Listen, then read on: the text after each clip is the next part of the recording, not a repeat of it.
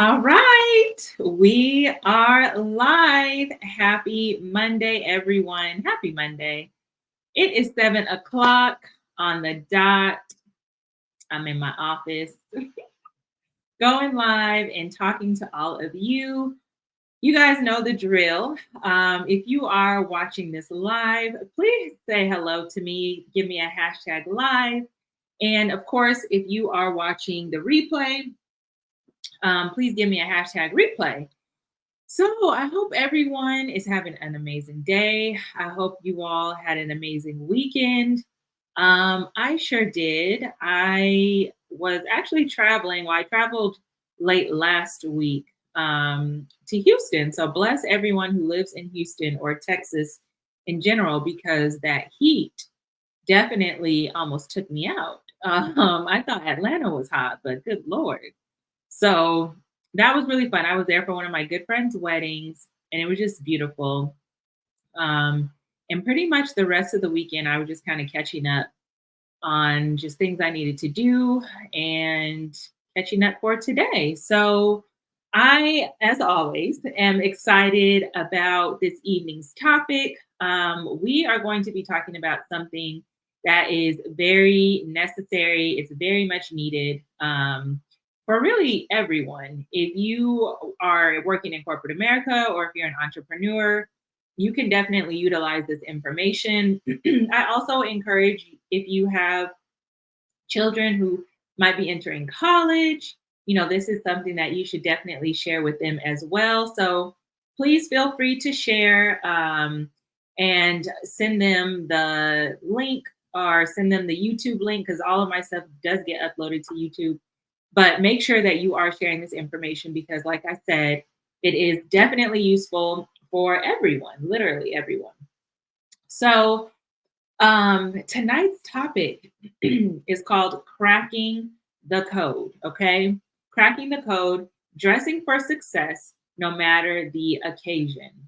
Right. So a lot of times we talk about dressing for success and it only fits one occasion. And typically we're talking about business clothes.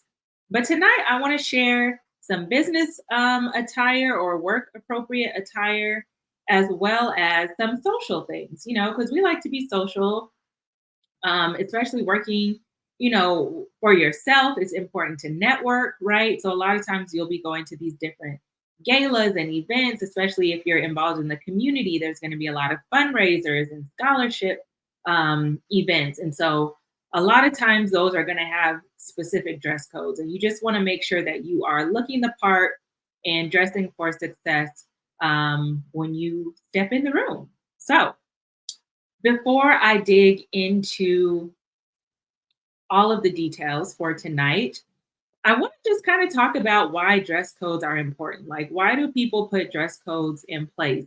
And the number one reason is because a dress code really does set the tone of an event, right? So if you think about it, when you have a particular dress code for like a formal event, you're going to carry yourself differently versus going to a casual event, right? When you have on a formal dress and heels, you carry yourself and you operate differently versus being in jeans and tennis shoes or sweatpants. And so having a dress code is not only going to set the tone for the actual event, but it also sets the tone for the attendees who are going to be on site.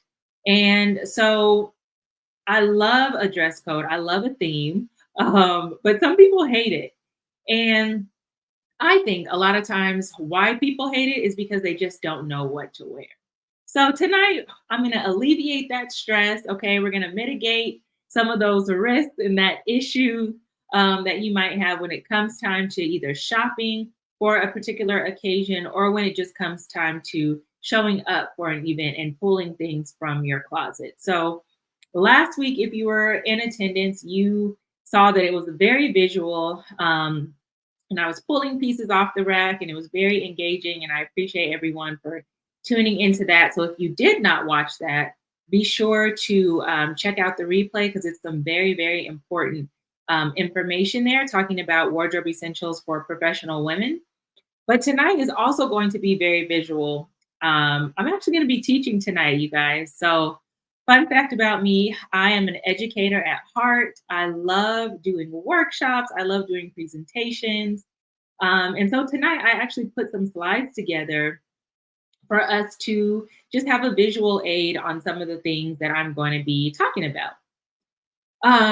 So another reason why dress codes are important. So I talked about it sets kind of the vibe or creates the atmosphere for the event, right? And also for the attendee. But it also is a good indicator for first impressions, right? Because a lot of times it is a good indicator of your thoughts toward that actual event. Okay. So that's why for interviews, 9 times out of 10, depending on the culture of the company, of course, they're going to ask you to show up in business professional, right? Or they might say business casual if it's a virtual, or, it just depends. But you matching that energy is going to also give the receiver or the person on the other end a good first impression on how you feel about the event. So if you're underdressed, that's going to indicate that, hey, maybe, you're not taking it as seriously as someone that is either looking the part or might be slightly overdressed. Okay. So that's just something to keep in mind as we go through each of these different dress codes. Okay. So I am going to go ahead and dive right in. You guys, this is going to be my first time actually sharing my screen. So bear with me. I'm going to go ahead and present.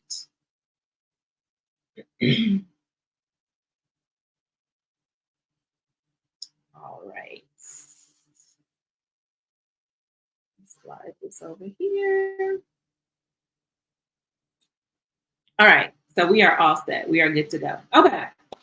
So again, tonight we are talking about cracking the code, dressing for success no matter the occasion. And this is yet another episode of Keeping It Classy with Krysta. I am your hostess with the mostest.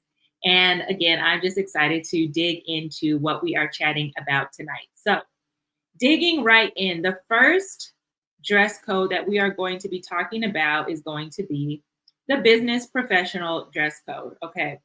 And this is going to be the most conservative dress codes in the corporate or in the business environment. Now, what you should notice is that all of the items listed here on this screen were a part of the essential wardrobe. Okay. We had the dress, we had the white blouse, a pencil skirt, slacks, a blazer, and then we also talked about closed toe flats as well as pumps. Now, in the conservative environment, it is so important for you to understand, because I get this question so many times about shoes. Closed toe shoes are going to be your best bet because they are conservative. Okay.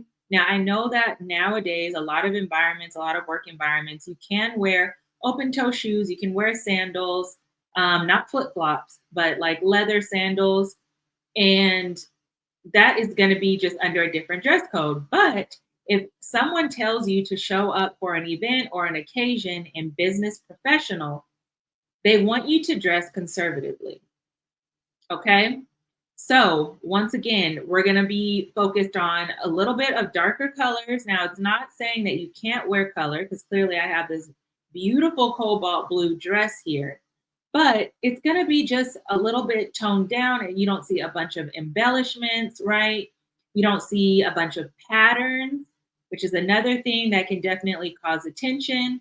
So you just want to be mindful, because 9 times out of 10, dress codes or companies, excuse me, that ask for a conservative dress code most likely have a conservative work environment. So just keep that in mind, okay? And a lot of times people will say, well, Krysta, I want to dress in this way and I want to, wear my bright colors. And listen, I'm all for it, okay? You guys know I love color, especially in corporate America. But when it comes to first impressions, such as an interview, if they tell you to come in business professional, my philosophy is always to err on the side of caution, right? Get a feel for the culture of the company. and then figure out how your personnel style can now fit into that. Okay. It's not about changing who you are to fit the bill. It's always about just seeing how your personal style can mesh well with that company culture. Because one thing that I do advise is to try not to change the culture of a company, right? So sometimes my clients get frustrated because they're like, Krysta, everybody wears gray or navy blue, but I want to wear my yellow and my X, Y, and Z. It's like, okay, if there's nothing in the dress code that says you can't wear yellow or, polka dots, then you don't necessarily have to, but you're probably going to feel uncomfortable.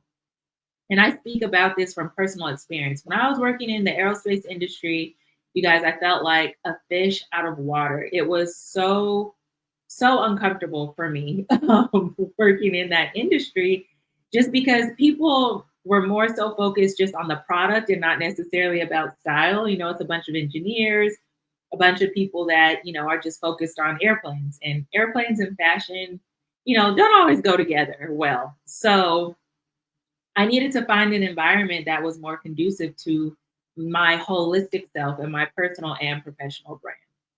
So, again, when it comes to business professional, I'm not saying you cannot wear color, but when it comes to first impressions, such as interviews, I would say err on the side of caution. Okay. And I hope this is making sense. But of course, feel free to add questions in the chat if you have any questions, because I am peeking at the chat. Okay, so here are some examples of some conservative pieces or options um, that would work well in a business professional or a conservative environment. Okay, so you can see there are suit options. Now, when it comes to suits, specifically when it comes to business professional attire, and this is kind of like a pet peeve of mine and like a fashion faux pas, is make sure that you're wearing suits that are actually made to work together. Okay. This isn't the time to start mixing and matching patterns or, trying to put this suit blazer with these pants, especially when it comes to blacks, because we might think, oh, black on black, but please make sure it's the same material. Make sure that these options are created to go together, because if they're not, you could tell. Okay. You might not think it's a big deal, but we can tell when those items are not meant to go together. So try to stay away from just mixing and matching things on your own and trying to get creative in that way, especially when it comes to business professional. Okay. So make sure your suits are going to be the ones that are actually made to fit together. Okay.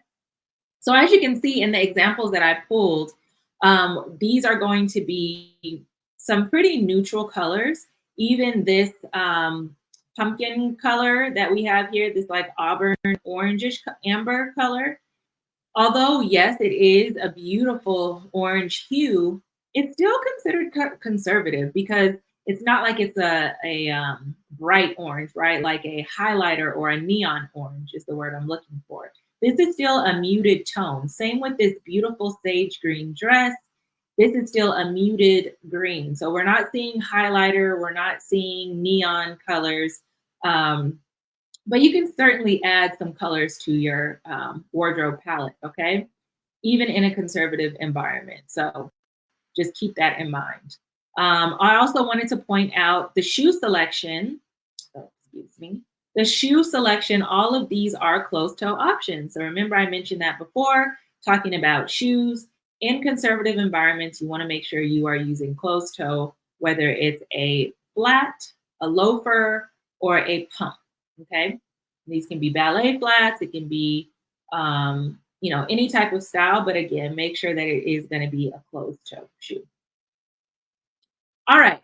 Moving on to the next option, which is going to be business casual. Now, business casual is probably going to be the most common attire that we see today, especially coming out of the pandemic, where people are wanting to just be a little bit more comfortable when it is time to go to work, right? So if it's a hybrid, situation that you have going on and you're going into the office, it is okay 9 times out of 10 to be business casual, because most organizations, like I said, This is going to be the most common that we're seeing in the workforce today. Now, I do want to point out that you will see options from the business professional slide as well, because you can always elevate up, right? So, in a business casual environment, if you'd like to, you can still be business professional, but make sure that you're not underdressing for the environment.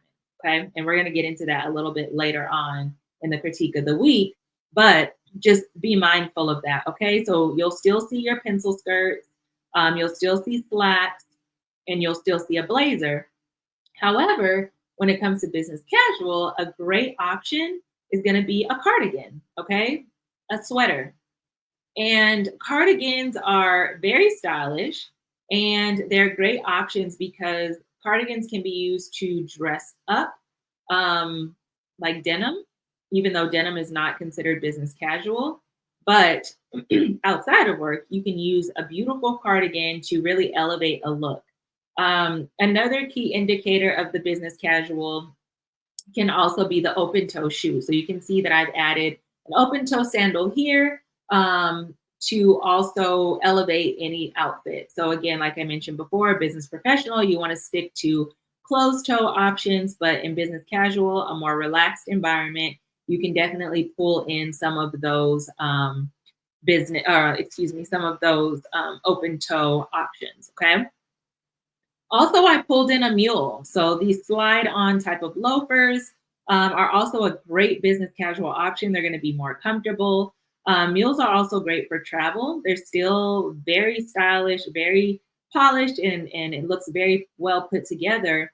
But those are easy to travel in when it comes to slipping off your shoes if you don't have pre-check. But and also just, easy to walk in, obviously, because it's a flat.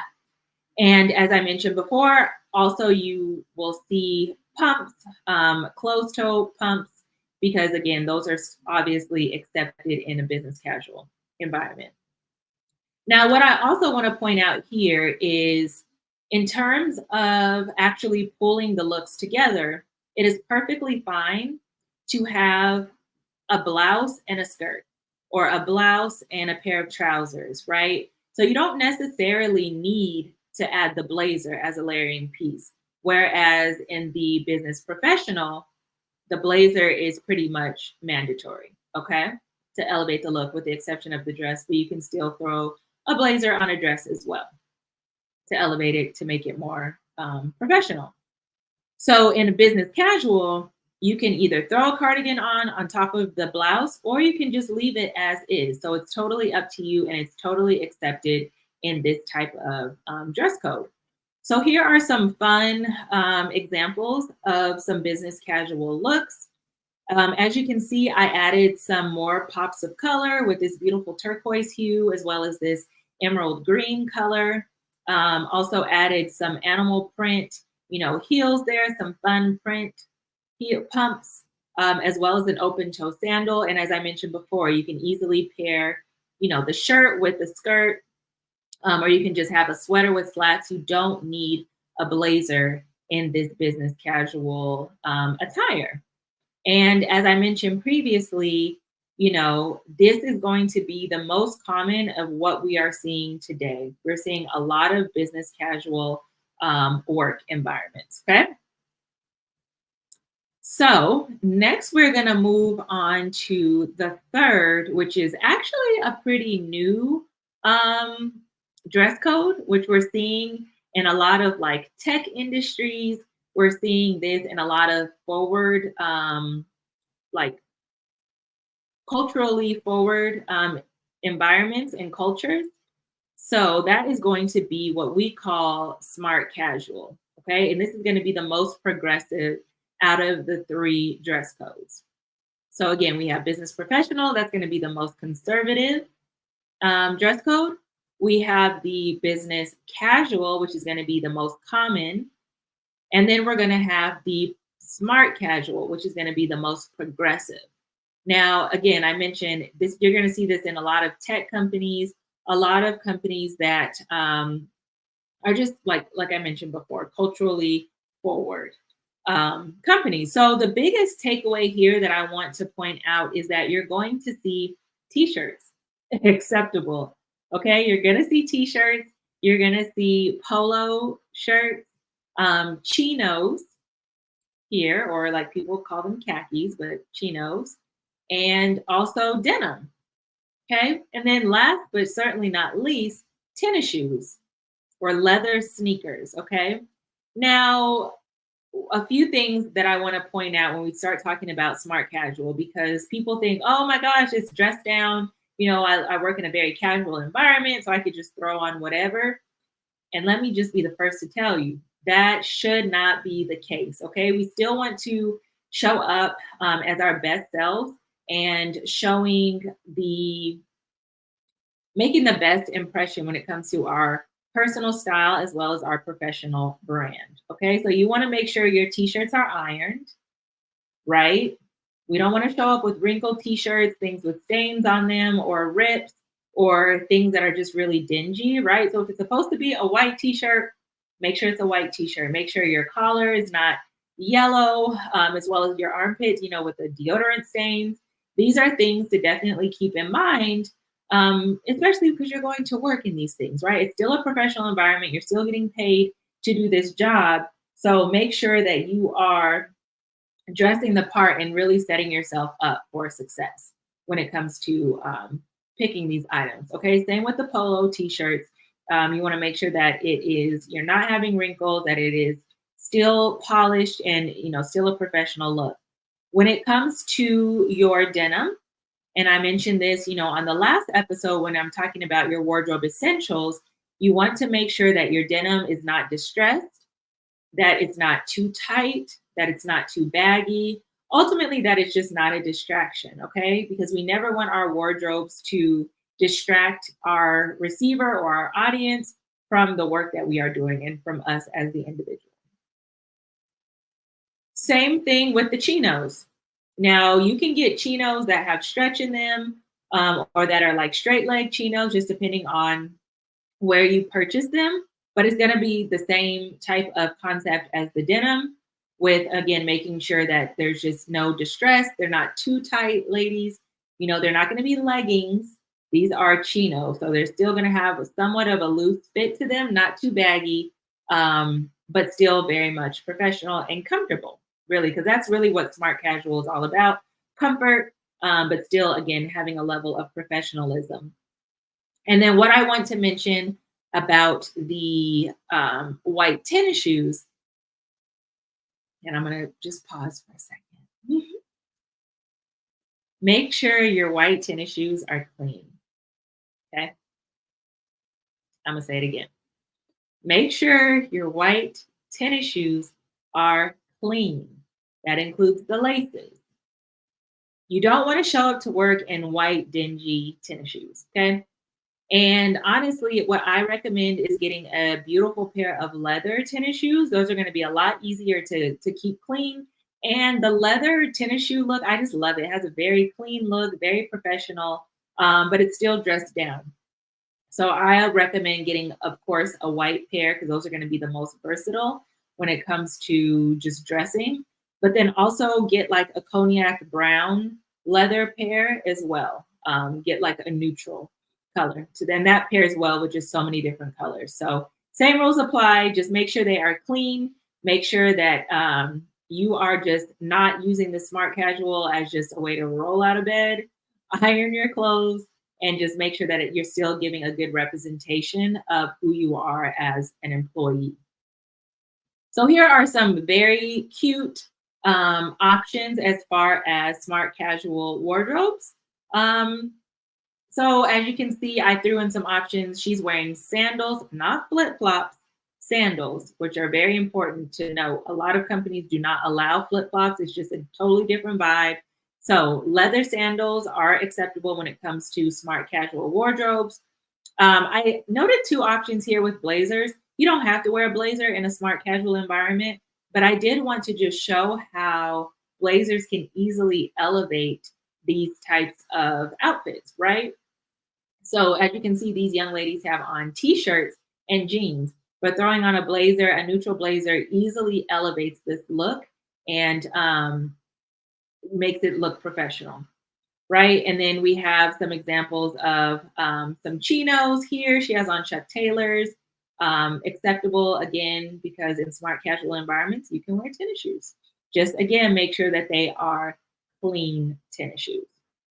So this is going to be the three for work environments. If you have any questions at all, please feel free to put them in the chat. Also share, what your work environment is. Is it casual? Is it smart casual? Is it business casual? Or are you in a business professional environment? And I'm also curious to know, what industry does this also align with? Because I know a lot of times with like financial institutions, I know they can be very strict and conservative. And like I mentioned before, a lot of tech companies are going to be a little bit dressed down. So I'm just curious to know, what your experience is, especially also want to know if it changed coming out of COVID or if this is going to be just what you kind of saw previously. So now I'm going to transition into like event styling and event dress codes because like I mentioned before, or I mentioned in my post, we are on the brink of gala season, scholarship award season, um, holiday party season, and you guys have to look the part, okay? We want you to be showing up and just being successful and feeling successful and confident and cute and classy, right? So let's go ahead and jump right into the first, which is actually going to be the most formal, I mean, hence the name, formal or black tie attire. And the one takeaway that I want you all to take away here is going to be that this is going to be floor length options. Okay. Hey Brandy. Yes, love smart casual. I want what is your dress code at work? Let the people know. Thank you so much for joining, sis. Appreciate you. So when it comes to formal, right, or black tie, it's important to note again that this should be floor length options. I've been to so many events where it's like formal, black tie, right? And I see women showing up in cocktail dresses. And formal is going to be floor length, okay? So that is, now a lot of these things you can easily look up on Pinterest and Google, but hey, I'm here to educate the people. So hopefully this is informative. And then if you have any questions, of course, feel free to put them in the chat. But formal black tie is going to be floor length. Now, what I recommend for you all when it comes to purchasing formal attire, what I recommend is first starting out with a black formal gown. Black is going to be accepted with any type of formal event, okay? Unless there's like a specific dress code where they want you to wear a certain color. But a black formal dress, a black gown, never misses, okay? Like you will always be on brand, you'll always be on trend, you will always look elegant and just gorgeous. So when it comes time to invest in your wardrobe, start with a black gown, okay? The next I'm gonna say is a neutral color. So this is like a shimmery gold, like a metallic, okay? And the reason why I say that is because these are going to be, you can wear them year round, neutral colors. So that's also another safe option where you can continuously repeat it. Okay, so it's not something that's going to be in your closet and then you can never wear it again. So starting off with a black gown, then get a neutral color. And then the third gown that you need is going to be that pop of color. Okay, we love a pop of color. Now, the reason why I say to do the pop of color last and not first or second, number one is because the pop of color, you're not going to get as much wear out of it because it's a pop, right? So like people are going to notice when you're wearing the same thing over and over. But also depending on the type of event, you want to make sure that you are not taking too much attention away from what the event is about, right? Or they might have specific dress codes.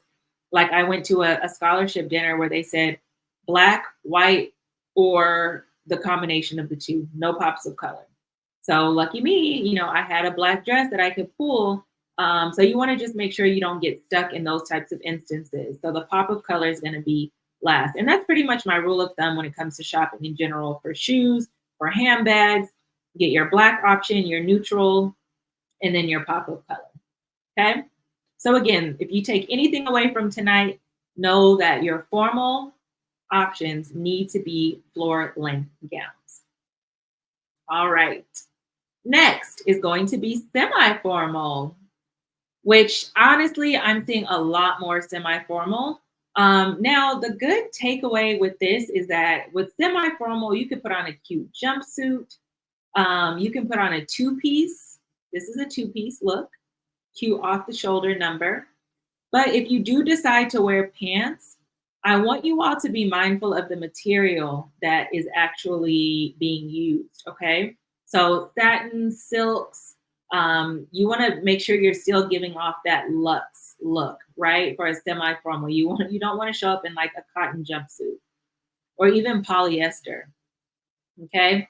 Sequins, we love sequins. You want to use anything, pearls, embellishments to really elevate that look if you do decide to wear pants. So both of these options have beautiful silk material, and it still looks elegant, right? And so if you do decide to wear pants, also make sure that your accessories are going to be a way to elevate the look as well. So you don't always have to wear a dress. Some people are like, oh, I don't really like getting dressed up and wearing dresses. Well, you can wear a jumpsuit, a beautiful jumpsuit, or you can even wear a two-piece, even a two-piece skirt option, but it still has to have that elegant look.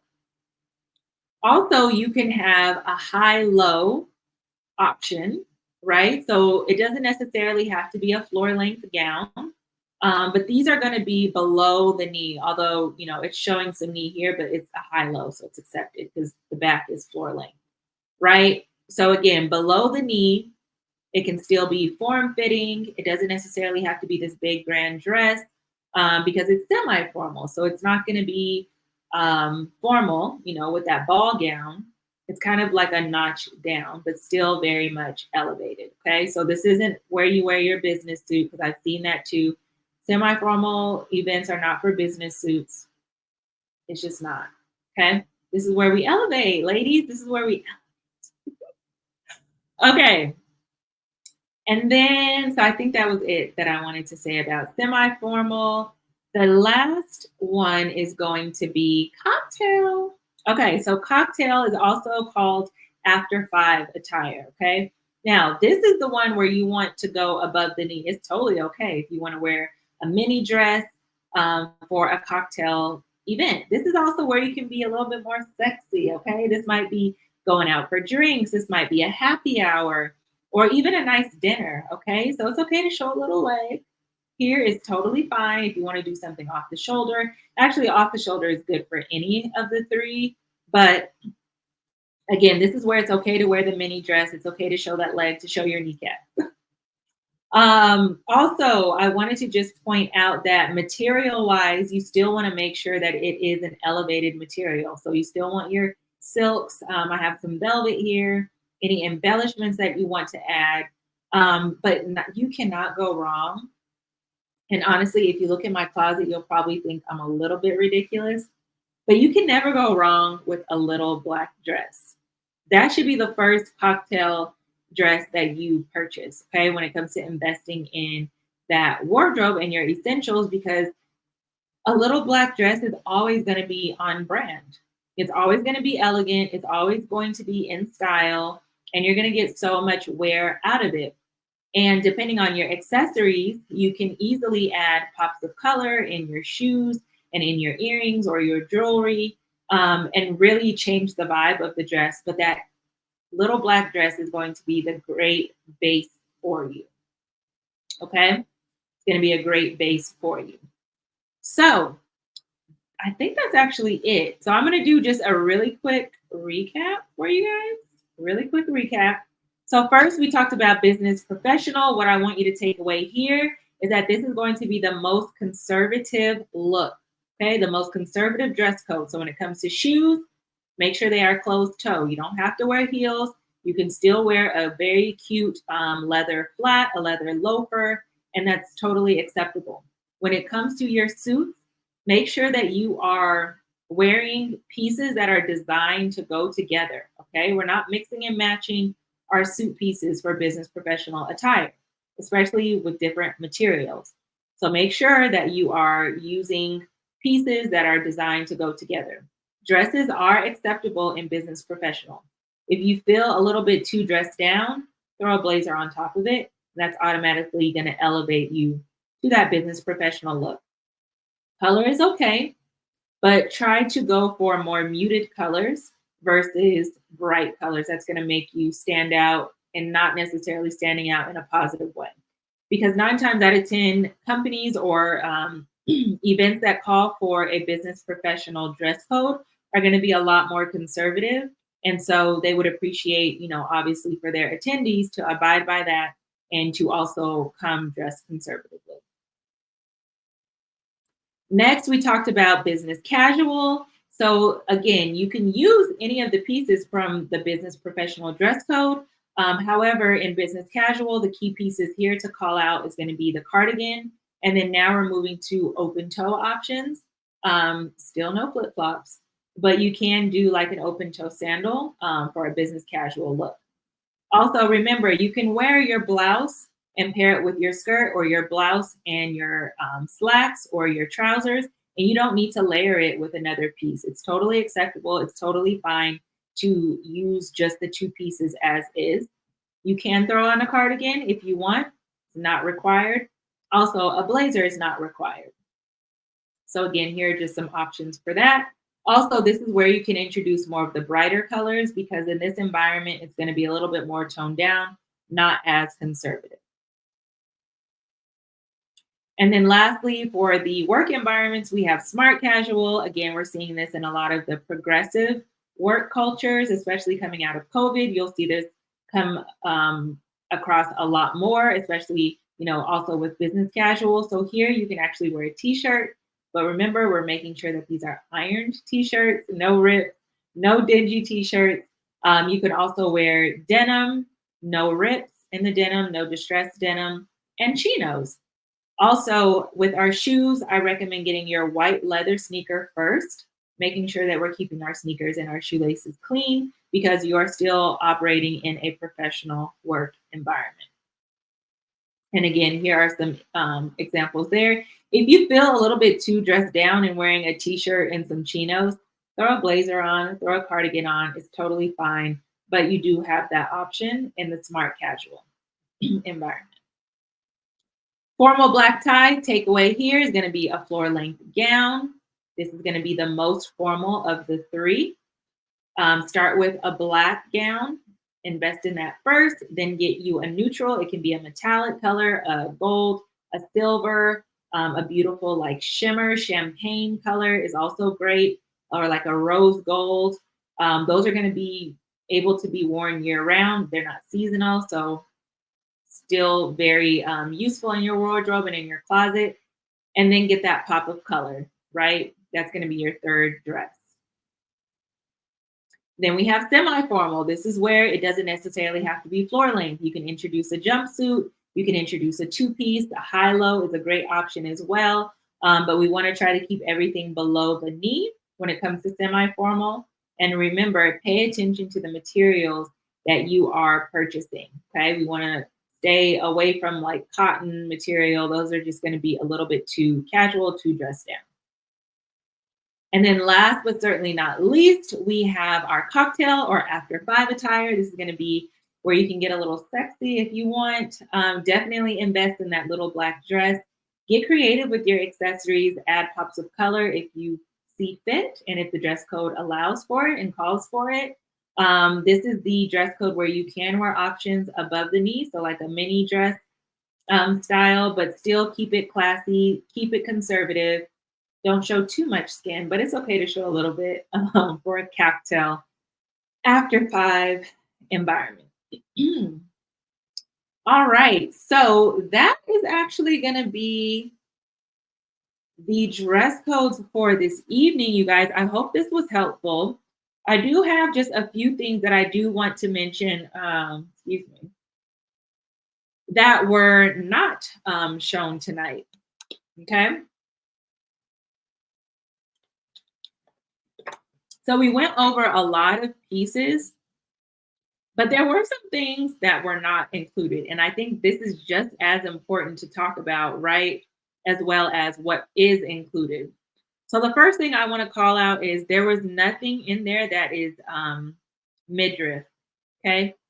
Remember, when it comes to work, it's not acceptable to show any type of excuse me, part of your stomach. Right? We're still in a work environment. So no midriff. Okay. Also, there are no shorts that I mentioned. Now, we are seeing a trend of suiting with shorts, especially Bermuda shorts. So there are some companies that are allowing it. And of course, those would be probably more of the business casual or smart casual environments. So don't be surprised if some of your coworkers show up in suit sets that are shorts, because I am seeing that as starting to become a little bit more acceptable. So that is a trend that is really taking, especially Gen Z. They are literally like, they are loving this trend. Okay. They're also known for like not following the rules. So that might have something to do with it. Also, I mentioned this before, no distressed denim. So that's always going to be a rule of thumb with any type of environment, even the smart casual. So stay away from distressed denim. No leggings. Okay. No leggings.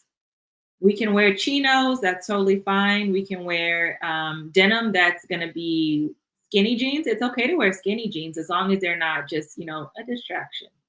So, but again, no jeggings. So there's a difference between a skinny jean and a jegging. So make sure that you are not having the jegging. That's going to be just a little bit too casual. Also, no stockings. Now, someone's grandma is probably not going to like this, but we are way past the times of stockings. Okay. And I am so thankful for it. I actually wore stockings to an interview many, many years ago, but you will not catch me in stockings today. So it is definitely not necessary unless the dress code specifically calls out for it. Okay. Now there might be a dress code. It might be, something specific where you do have to wear pantyhose, but it is not required. Okay. So don't let your grandma or your old school mom talk you into getting stockings because ladies, they are not necessary. So we got to get that out of our heads that we don't need them, okay, to look professional. Also no sweatsuits. And this should kind of be a given, but no sweatsuits, no like biker shorts, no Crocs. These Crocs have our kids in a chokehold. No Crocs. Okay. No Crocs. Please, no Crocs. And then no tube tops, no spaghetti straps, anything like that. Okay. So I hope tonight was helpful, you guys. Thank you so much for those that tuned in. The critique of the week. This is actually something that I live by. It's one of my many philosophies. And it's going to be overdressed is better than being underdressed. Okay. Being overdressed is better than being underdressed. And I will die on this hill. Okay. And let me tell you why. And I talked a little bit about this in the beginning when I first started the live.